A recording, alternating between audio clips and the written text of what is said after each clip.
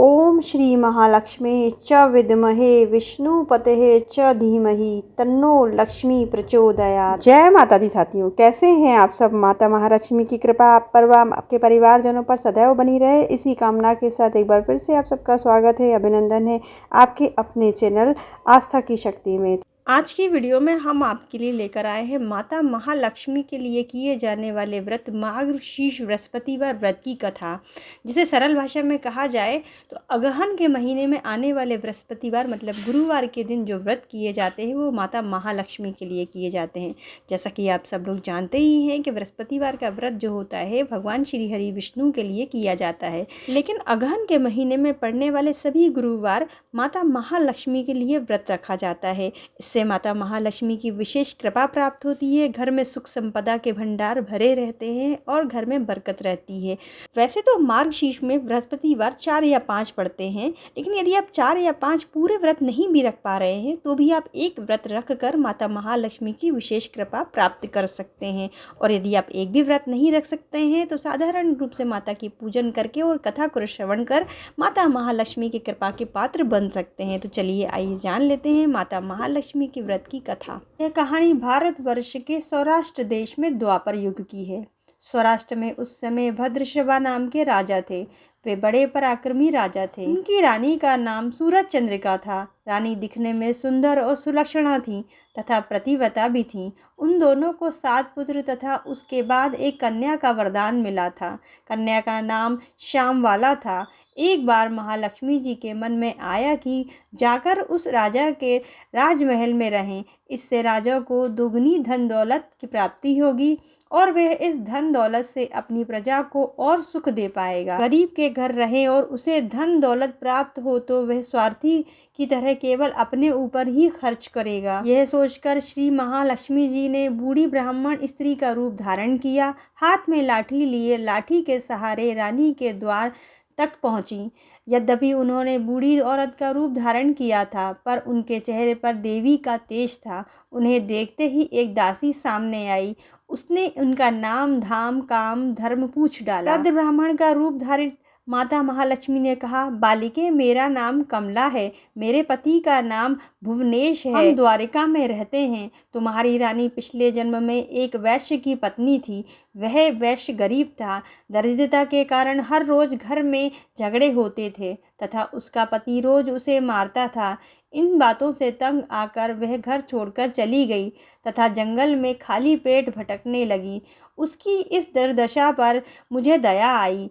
तब मैंने उसे सुख संपत्ति देने वाली श्री महालक्ष्मी की कथा सुनाई। मेरे कहने पर उसने श्री महालक्ष्मी का व्रत किया। श्री महालक्ष्मी प्रसन्न हुई और उसकी गरीबी दूर हुई। उसका घर संसार दौलत संतति संपत्ति से भर गया। बाद में पति पत्नी दोनों परलोक सिधारे। लक्ष्मी व्रत करने के कारण वे लक्ष्मी लोक में रहे। उन्होंने जितने साल महालक्ष्मी का व्रत किया था उतने हजारों साल उन्हें सुख भोग मिला। इस जन्म में उसका जन्म राजघराने में हुआ है, परंतु वह श्री महालक्ष्मी का व्रत करना भूल गई है। उसे याद दिलाने में यहाँ आई हूँ। बुढ़िया की बातें सुनकर दासी ने उन्हें प्रणाम किया तथा श्री महालक्ष्मी का व्रत किस प्रकार किया जाता है इस बारे में पूछा। बुढ़िया रूप धारण किए हुए श्री माता महालक्ष्मी ने दासी को पूजा की विधि तथा महिमा बताई। इसके बाद वह दासी माता को प्रणाम कर रानी को बताने अंदर चली गई। आज वह में रहते हुए रानी को अपने ऐश्वर्य का बहुत अधिक घमंड हो गया था। संपत्ति तथा अधिकार की वजह से वह उन्मत्त हो गई थी। दासी द्वारा बताई गई बुढ़िया की बातें सुनकर वे आग बबूला होकर राजद्वार पर आकर बुढ़िया रूपी श्री माता महालक्ष्मी पर बरस पड़ी। उसे ये मालूम नहीं था कि श्री माता महालक्ष्मी बुढ़िया का रूप धारण किए हुए उसके द्वार पर आई हैं। परंतु रानी का इस कदर रूखा बर्ताव तथा अपना अनादर देखकर माता ने वहां ठहरना ठीक न समझा। वे वहां से चल पड़ी। राह में उन्हें राजकुमारी श्यामवाला मिली। उन्होंने श्यामवाला को सारी बात बताई। श्यामवाला ने अपनी ओर से श्री माता महालक्ष्मी से क्षमा मांगी।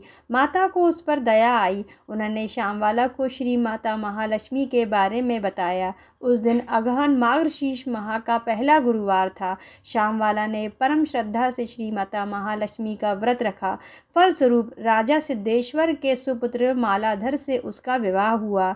वह धन दौलत ऐश्वर्य वैभव से मालामाल हो गई। पति के साथ ससुराल में आनंद से दिन बिताने लगी। इधर श्री माता महालक्ष्मी का रानी पर प्रकोप हुआ। फलस्वरूप राजा भद्रश्रवा का राज्य एवं राज कारोबार नष्ट हो गया। यहाँ तक कि खाने के लाले पड़ गए। ऐसी हालत में एक दिन रानी ने राजा से निवेदन किया, हमारा दामाद इतना बड़ा राजा है, धनवान है, ऐश्वर्यशाली है, क्यों ना उसके पास जाएं, अपना हाल उसे बताएं, वह ज़रूर हमारी मदद करेगा। इस बात पर राजा भद्रश्रवा दामाद के पास रवाना हुए। राज्य में पहुंचकर एक तालाब के किनारे थोड़ी देर विश्राम लेने के लिए ठहरे। तालाब से पानी लेने आते जाते दासियों ने उन्हें देखा। उन्होंने विनम्रता से उनकी पूछताछ की। जब उन्हें ये मालूम हुआ कि वे रानी श्यामवाला के पिता हैं, तो दौड़ते हुए जाकर उन्होंने रानी को सारी बात बताई। रानी ने दासी के हाथ राज परिधान भेजकर बड़े ठाट से उनका स्वागत तथा आदर सत्कार किया, खान पान करवाया। जब वे लौटने लगे तो सोने की मोहरों से भरा घड़ा दिया। राजा भद्रश्रवा जब वापस लौटे तो उन्हें देखकर रानी सूरज चंद्रिका खुश हुई। उन्होंने सोने की मोहरों से भरे घड़े का मुंह खोला, पर हाय भगवान, घड़े में धन के बदले कोयले मिले। यह सब श्री महालक्ष्मी के प्रकोप से हुआ। इस प्रकार दुर्दशा में और कई दिन बीत गए। इस बार रानी स्वयं अपनी कन्या के पास गई।